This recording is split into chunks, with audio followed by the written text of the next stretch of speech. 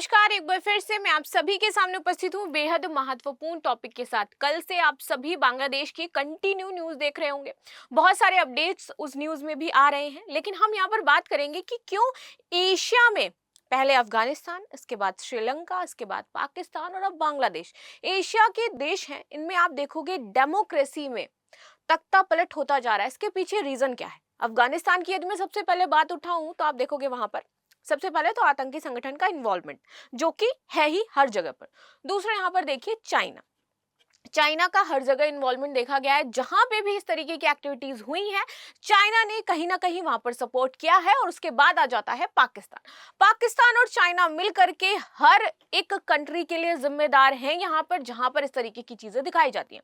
हम बात करते हैं ना कि वहां पर स्टूडेंट प्रदर्शन कर रहे थे, लेकिन क्या आपको पता है कि वो स्टूडेंट कौन से थे, किससे संबंधित थे? उनका भी एक संगठन था जो कि उग्रवादी संगठन था, और उनको टेररिस्ट घोषित कर दिया गया था ऑलरेडी बांग्लादेश में।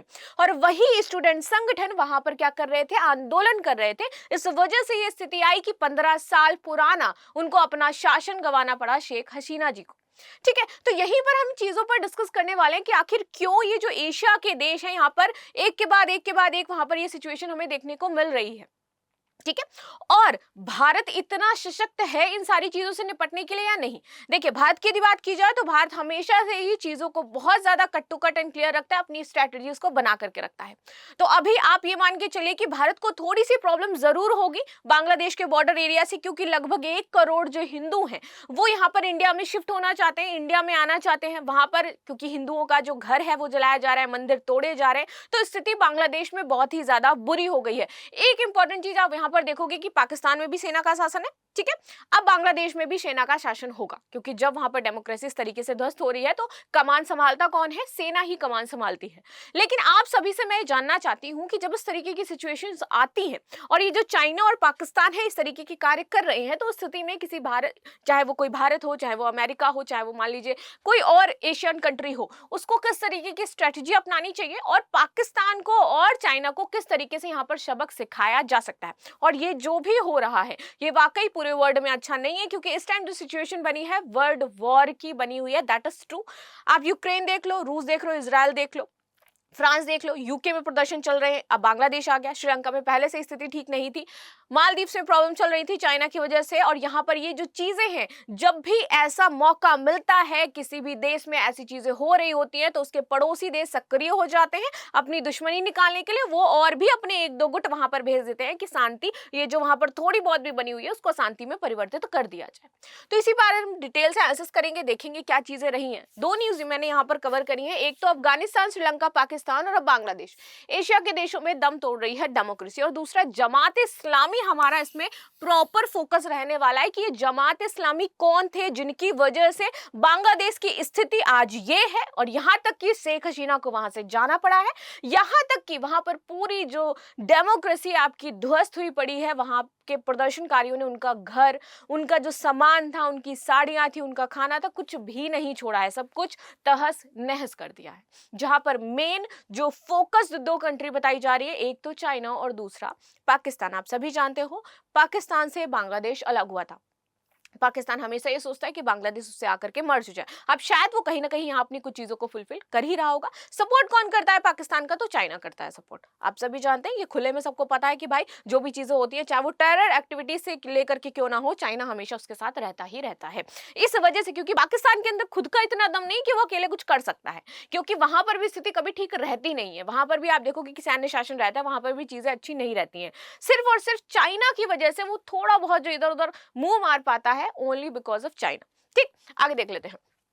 तो पाकिस्तान से जुड़ा हुआ आतंकी संगठन जिसने बांग्लादेश में घुटने टेकने पर मजबूर कर दिया। और ये जो चीजें होती है ये अचानक नहीं होती, इट्स अ लॉन्ग प्रोसेस। धीरे धीरे धीरे धीरे धीरे धीरे यहाँ पर ये चीजें प्लान करी जा रही होंगी, धीरे धीरे चीजें यहाँ पर चल रही होंगी, जैसे इंडिया में प्लान करी जा रही है बहुत सारी चीजें।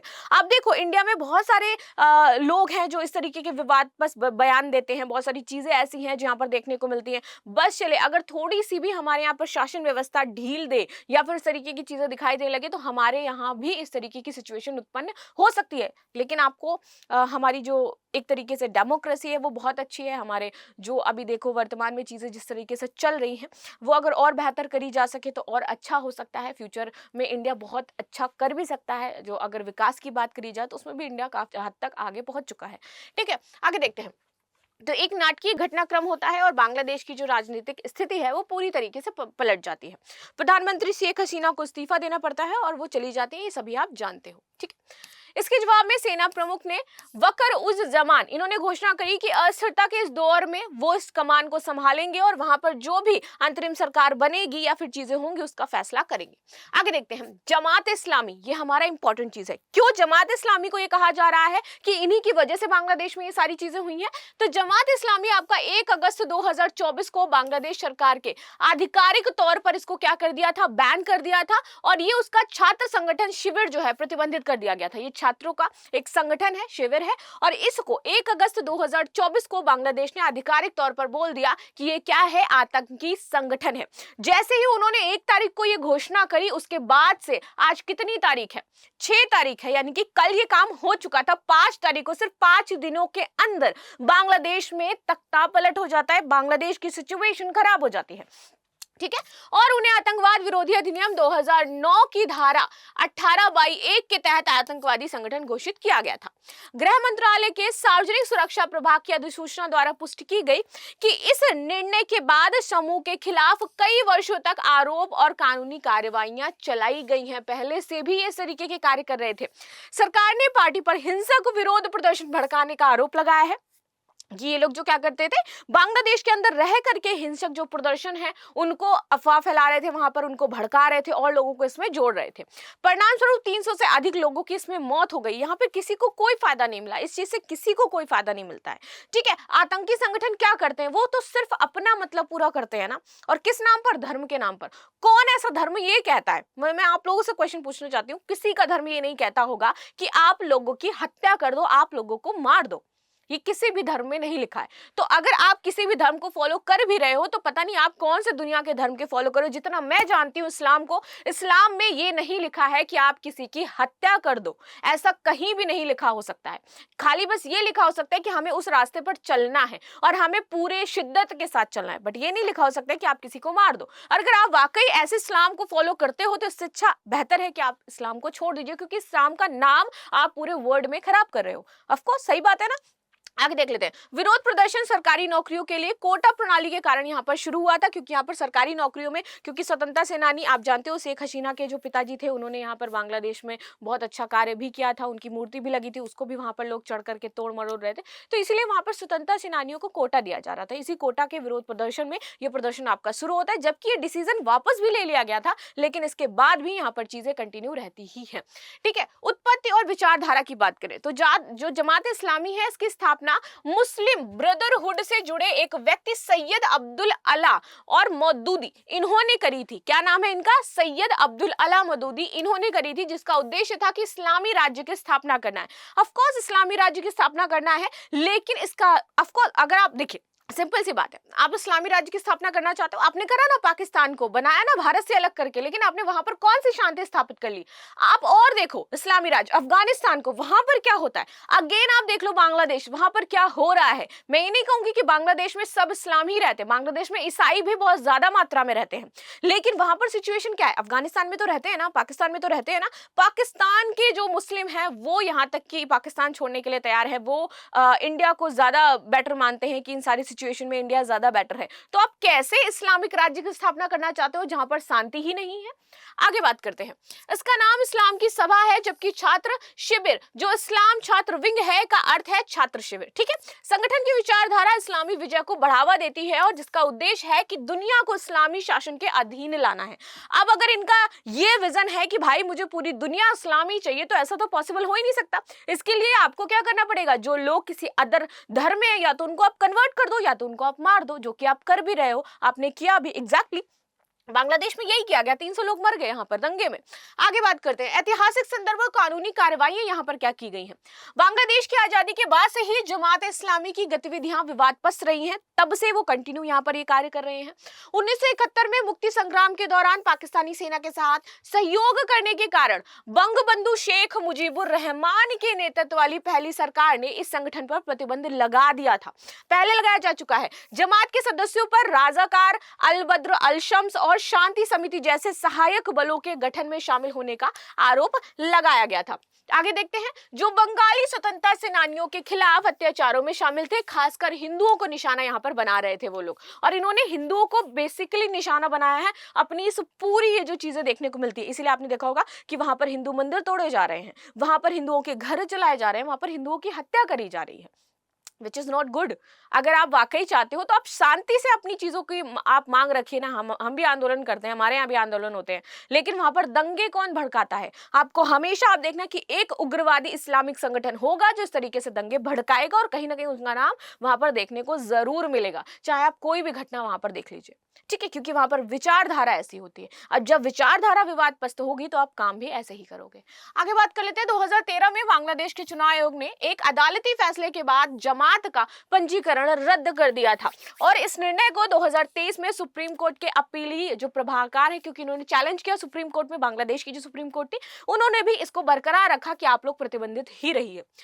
नवीनतम प्रतिबंध कानून मंत्रालय की सिफारिशों और आवामी लीग के नेतृत्व वाले 14 पार्टी गठबंधन के निर्णय में बदल दिया गया था, ठीक है। उन्होंने क्या है, बाद में इसको लगाया गया, निर्णय के बाद लगाया गया, 14 पार्टी गठबंधन के निर्णय के बाद ये लगाया गया है, जिसमें कोटा सुधार आंदोलन के आसपास की हिंसा में जमात की संलिप्तता के आरोप यहां पर देखने को मिलते हैं कि जो जमाती हैं वही ये कार्य कर रहे हैं, जमात इस्लामी संगठन, ठीक है। वैश्विक उत्पत्ति और प्रभाव की बात करें तो जमात इस्लामी ने बांग्लादेश के बाहर भी अपनी महत्वपूर्ण उपस्थिति यहां पर दिखाई है।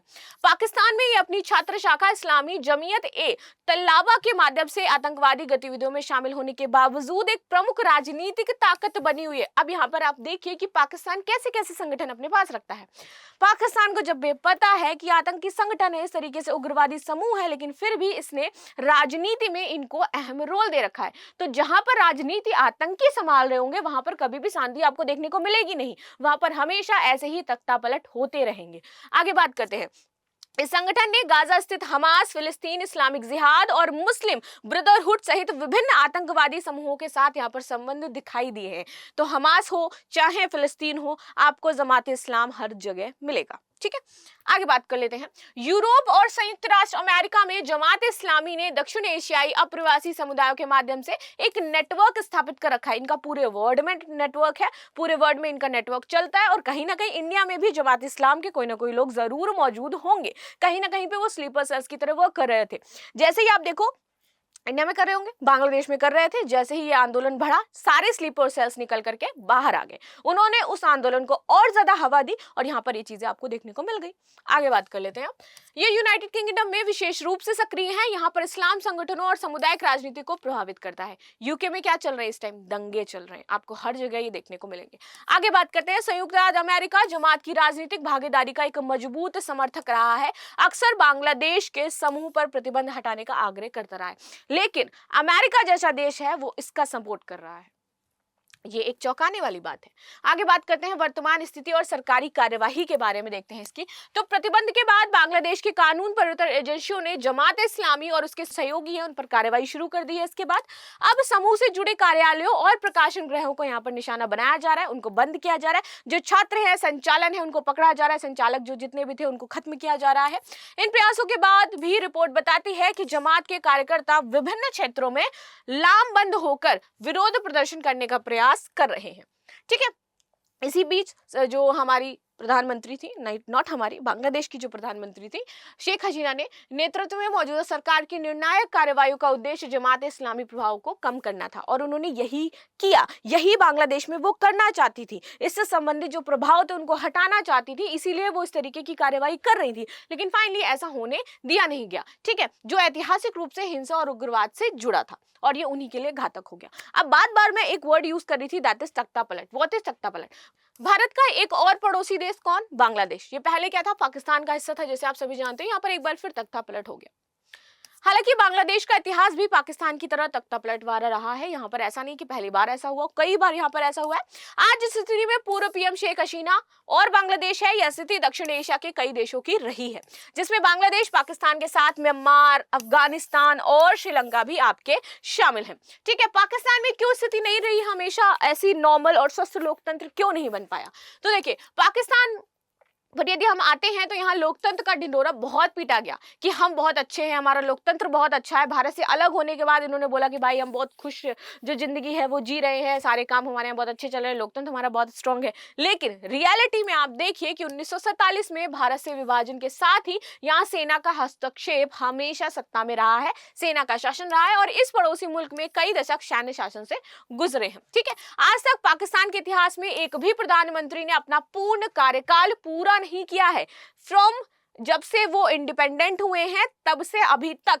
ठीक है, या फिर उन्हें कोई करने नहीं देता है, या फिर सेना ही सत्ता में रहती है, ऐसा माहौल रहता है, या फिर सत्ता में सेना ऐसा दांव चलाती है कि सत्ता और यहां तक कि अफसरों को खुद ही अपना इस्तीफा देना पड़ता है और साठगांठ से सरकार चलानी पड़ती है।